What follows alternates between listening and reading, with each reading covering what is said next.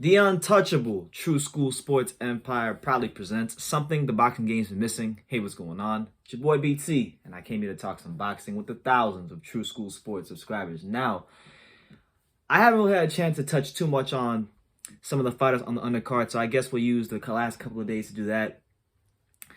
One fighter in particular that's on this Chocolatito versus Estrada undercard is, a fighter that is a world champion, a fighter that is definitely talented, a fighter that I believe is an A-level fighter, but he hasn't yet fought the best fighters in the world yet to fully validate that. But his skills and what he brings to the ring in terms of his talent lead us to believe that he is an A-level fighter, and that'll be proven over time. But 14 fights in, 9 knockouts. He's a WBA Super Flyweight Champion. This is my first time making a video about him, so congratulations to him. He has made it. He got a True School Sports video. Shout out to my main man, Hiroto Kyoguchi, coming to you live and direct from Osaka, Japan, stand up. Hiroto Kyoguchi, so he's making his American debut on the Chocolatito-Estrada undercard. And right now he's fighting at 108 pounds, and so he's 2 weight classes below where Chocolatito and Estrada are. And I think this is a guy that we really have to keep our eyes out for, because if you haven't taken the time to go watch him fight, I would highly suggest that you do take the time to go watch him fight, because this guy right here, he's creme de la creme. His talent speaks for itself. I mean, we talk about Hiroto Kyguchi. We're talking about a defensively responsible, aggressive boxer, puncher. And he's someone that has a really entertaining style that I think fans will like. He places his punches very well. He's able to really find, these shots over the top, up the middle, around the guard.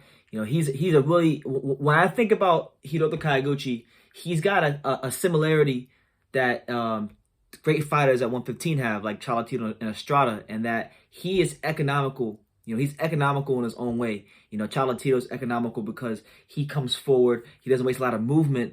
But every punch he throws, every movement he makes, it has a purpose. Guy Estrada's economical because he just knows he doesn't got to really throw as many punches, but he'll place the right counter shots. And this guy, I would say his style to me, his style is somewhere in the middle of Chocolatito, Guy Estrada, and like a Marquez, because he comes forward very similar to Chocolatito. But I would say he probably works a little bit more behind his jab. He doesn't just walk straight at you, but he kind of walks in. He's like this, He's always shifting and moving to block shots and move his head out the line.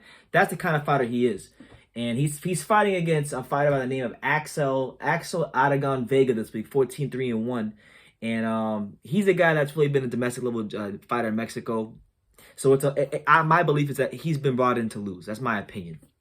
He's been brought in to make this guy look good, and who knows? Maybe I'll be wrong and I'll have to do a video on him. So this is your chance, Axel.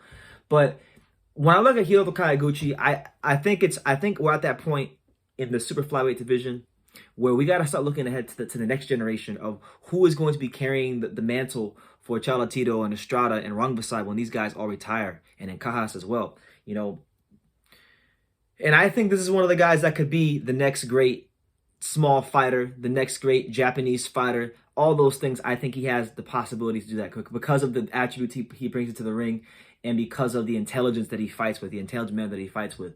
And he's in a weight class where there's a lot of action right now. There's a lot of smoke in this weight class. You got, when you talk about the light flyweight division, which I haven't really covered as much as I should on here on True School Sports, but I'm familiar with a couple of guys down there.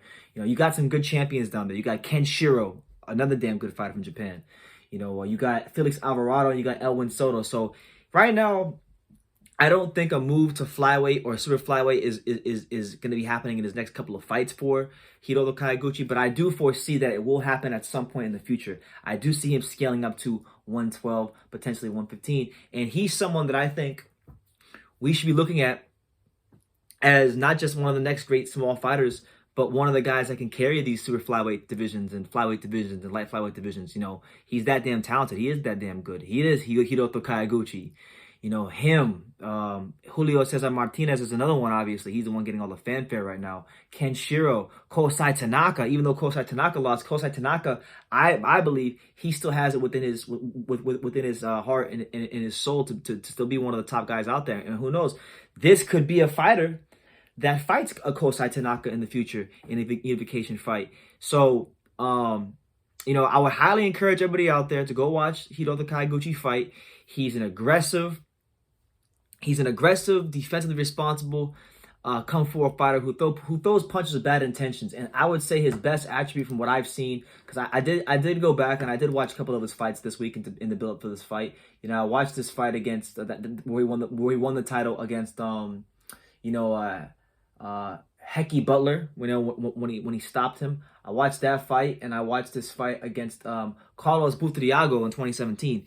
So those are probably the two fights you want to start with if you want to know about this guy, because this guy, like I said, he's got that skill set to where boxing purists can appreciate him and fans will want to watch him fight. Because a lot of times in boxing, there's these fighters that only boxing purists can appreciate and fans don't want to see them fight. And then sometimes there's fighters that fans want to see them fight, but the boxing purists don't like them, He for me, once you see this guy fight, he's gonna fit the bill of both those things. And he'll be someone that I think he'll be carrying the next generation of these smaller fighters at 108, 112, 115.